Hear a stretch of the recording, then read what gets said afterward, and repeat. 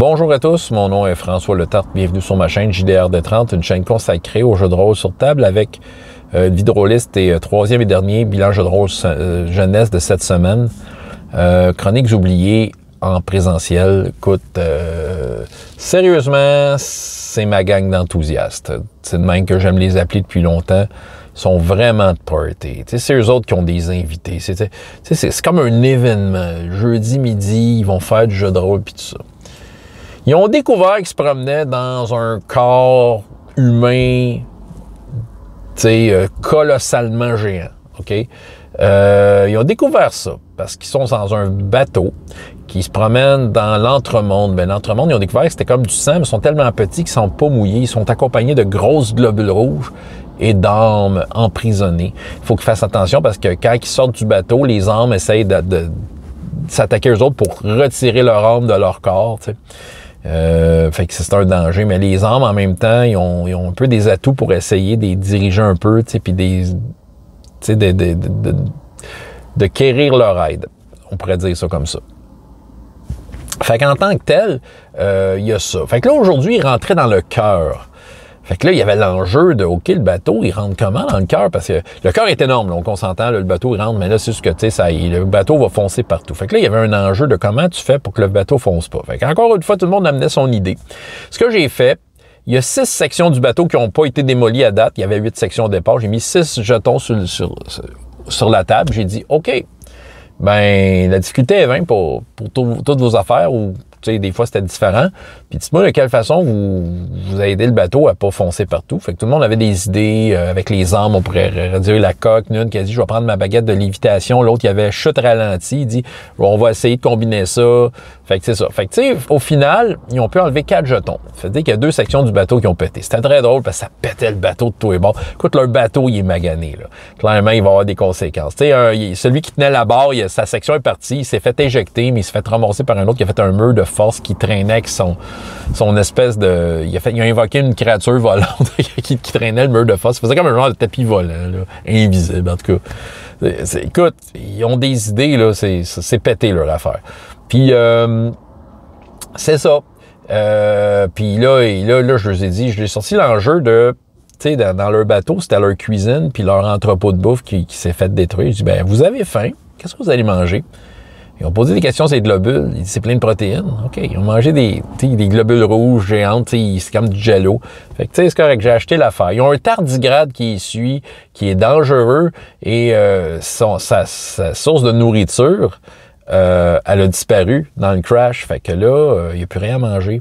La druide, ben, tu sais, j'ai un peu ouvert la porte sur le fait qu'elle peut faire des baies magiques. Puis il y a probablement des plantes dans le coin religieux du bateau parce qu'elle, c'est une druide. Ben, tu sais, j'ai dit, OK, tu peux faire ça, mais ça va le satisfaire temporairement. Tu ne pourras pas le nourrir juste avec ça. Il va falloir que tu y trouves de la nourriture éventuellement. Fait que, il y avait cet enjeu-là. Fait que là, il y avait l'enjeu que le cœur venait des aspirer, puis que là, il va repomper. C'est quand même lentement parce que c'est énorme. Fait que là, il y en a qui ont dit, écoute, on essaie-tu d'aller vers le cerveau? Je suis content, en fait, que quelqu'un y ait pensé parce que c'était un peu comme une bonne place à aller, selon moi, là, tu sais. Fait que, correct. Fait que là, ils ont tout préparé leur coup pour quand le cœur allait faire wouh, qu'ils puissent se faire éjecter vers le cerveau. Tu sais, que l'artère les amène là où le cerveau est.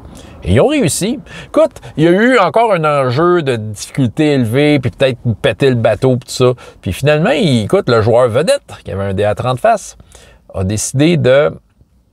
Qu'est-ce qu'il a décidé de faire? Il a décidé de demander... Ah ouais, c'est parce que l'âme du dieu dragon noir, en tout cas, une longue histoire qui a comme passé par là. Parce que le passeur d'âme du groupe a comme le don de libérer les âmes qu'il y a là. Il ouvre, avec sa faux, il ouvre comme un rideau intemporel, puis les âmes peuvent aller là. Fait que les âmes leur ont dit, OK, on va vous aider à sortir du cœur puis vous diriger dans la bonne artère, mais en échange, sauver quelques-uns d'entre nous. Et ils ont vu passer l'âme du dieu dragon noir. Fait que là, ils tripaient, ils voulaient l'avoir, parce que l'année passée, c'est eux autres qui ont interagi avec. Fait que c'est ça. Fait que là, je pense qu'ils ont réussi à avoir l'aide du dieu dragon noir jusqu'à la fin de l'aventure ou presque, parce que le joueur vedette, il a pris son dé à 30 faces pour essayer de le convaincre. Tu sais, il a fait comme un peu un plaidoyer, tout ça. Je dis, roule ton dé. Il a roulé un 30. Naturel. Fait que c'est sûr que ça a fait le party dans la place. Puis après, pour le bateau, il y avait comme toute une affaire de tirer le bateau comme il faut. Il y a eu des vins naturels. Tu sais, bref, les dés étaient de leur bord. J'avais mis des difficultés bien hautes. Ils les ont clenchées. C'est correct. Ça leur fait perdre des points de chance. Ça les met sur le nerf parce que réellement, il y a des conséquences à tout ça.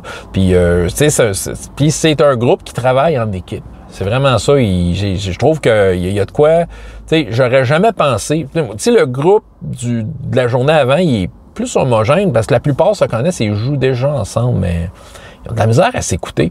Ils s'écoutent, mais en tout cas, d'une drôle de façon.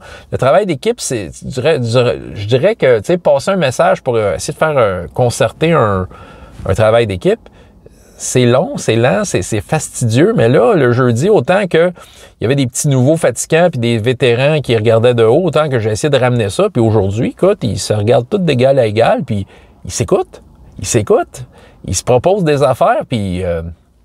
je suis content du résultat, sérieux. C'est un groupe qui est fonctionnel. Ce groupe-là, autant que l'autre d'avant, les trains d'atterrissage sont sortis de l'avion. Il va atterrir bientôt parce qu'on est dans les dernières séances. Il faut que j'essaie de coordonner ça, que ça soit un atterrissage. À savoir si c'est un crash ou un bel atterrissage, ça va dépendre de comment ils vont performer.